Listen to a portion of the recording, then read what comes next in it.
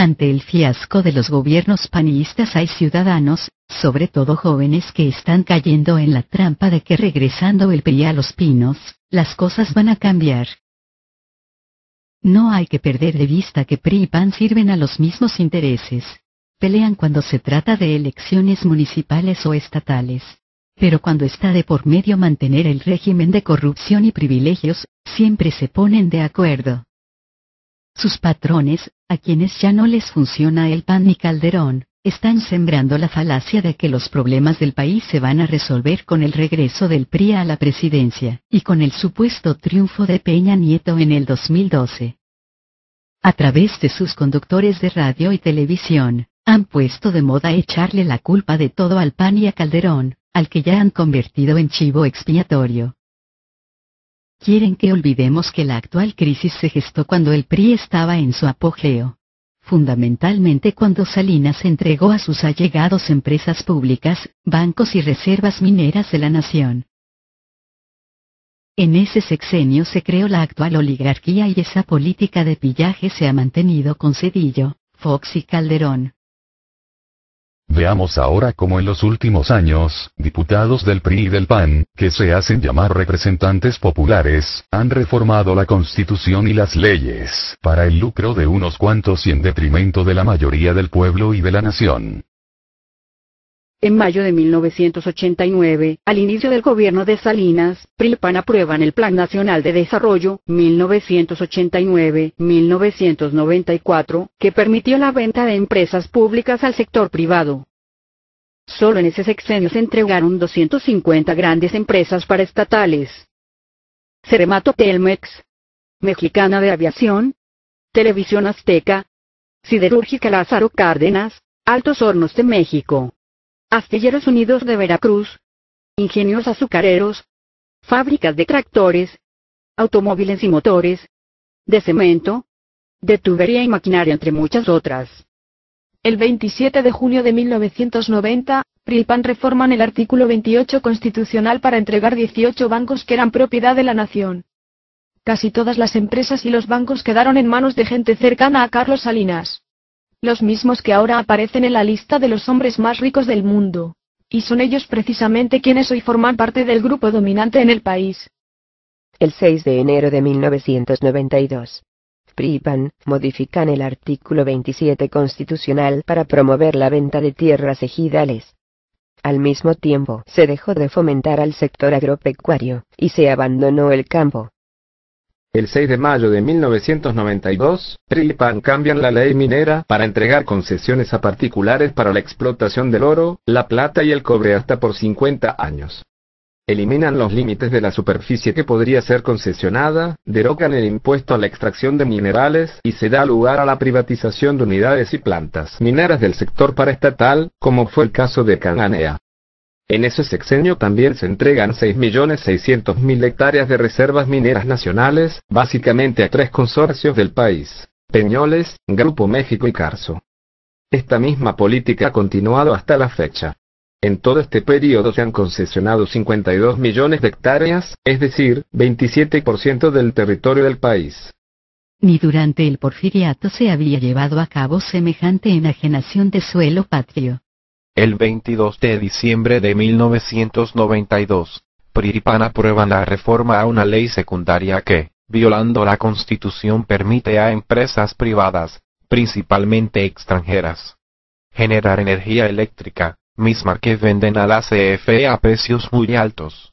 Casi 50% de la energía que se consume en el país.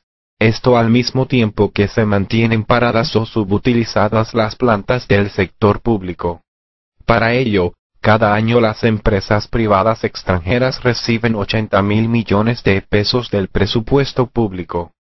Por esta política de privatizaciones, que es sinónimo de corrupción y de tráfico de influencias, se han cometido grandes injusticias, como es el caso del despido desalmado y doloroso de 44.000 trabajadores del Sindicato Mexicano de Electricistas. El 5 de marzo de 1993, PRI y PAN aprueban una reforma al artículo 3 constitucional que limita la gratuidad de la educación pública a solo los niveles de primaria y secundaria, dejando al mercado la educación media superior y superior, como si esas fuesen mercancía. A partir de entonces, cada año se rechaza de escuelas públicas a 300.000 jóvenes, y para justificar este absurdo se difunde la mentira de que los jóvenes no pueden ingresar, porque no pasan el examen de admisión, cuando en realidad lo que sucede es que no hay cupo en las escuelas públicas por falta de presupuesto. El 18 de marzo de 1995, la mayoría del PRI, en la Cámara de Diputados aprobó el aumento del IVA del 10 al 15%. El 12 de diciembre de 1998, diputados del PRI y del PAN aprueban el FOBAPROA, que convirtió en deuda pública las deudas privadas de unos cuantos empresarios y banqueros. En la actualidad, esta deuda asciende a 1.300.000 millones de pesos. De 1995 a la fecha se han destinado, solo para pagar intereses, más de 600.000 millones de pesos del presupuesto nacional. Recursos públicos que debieron ser utilizados para impulsar actividades productivas, crear empleos, y para el bienestar del pueblo. El 8 de diciembre de 2005, durante el foxismo, el PRI y el PAN modificaron la ley del impuesto sobre la renta para conceder el privilegio a las grandes corporaciones económicas y financieras de diferir el pago de impuestos hasta por 100% de sus contribuciones. El 22 de marzo de 2007, el PRI y el PAN modificaron la ley del ISSSTE, que entregó las pensiones de los trabajadores al servicio del Estado a los intereses de los banqueros. Los trabajadores pagarán más por sus pensiones y al final, recibirán menos. El 24 de octubre de 2008, el PRI y el PAN aprueban la Ley de Petróleos Mexicanos para dar lugar al otorgamiento de contratos incentivados a empresas privadas, nacionales y extranjeras, para la explotación de petróleo, mediante la asignación de áreas o bloques del territorio, en exclusiva, hasta por 25 años. Actualmente, ya se están suscribiendo contratos de este tipo para la explotación de yacimientos en Tabasco.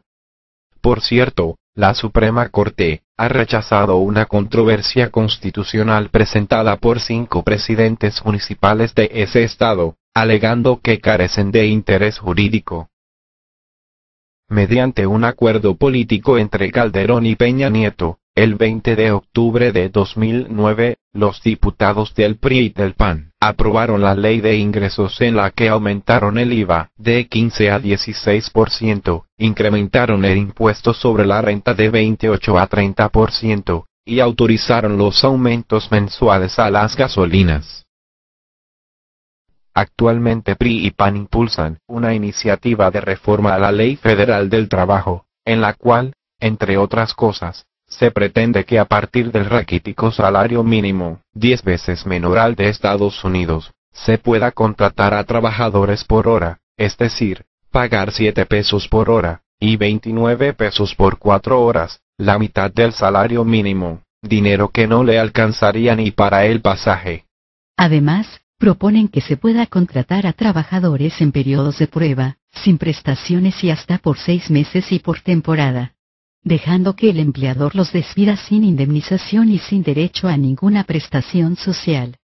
Con solo este recuento general de reformas aprobadas por PRI y PAN, nadie debería dudar que el PRI y el PAN, desde hace tiempo, están fusionados y representan a los mismos intereses. Por eso, tampoco es exagerado sostener que la maniobra o el señuelo del regreso del PRI a la presidencia sería como el retorno de Antonio López de Santa Anna.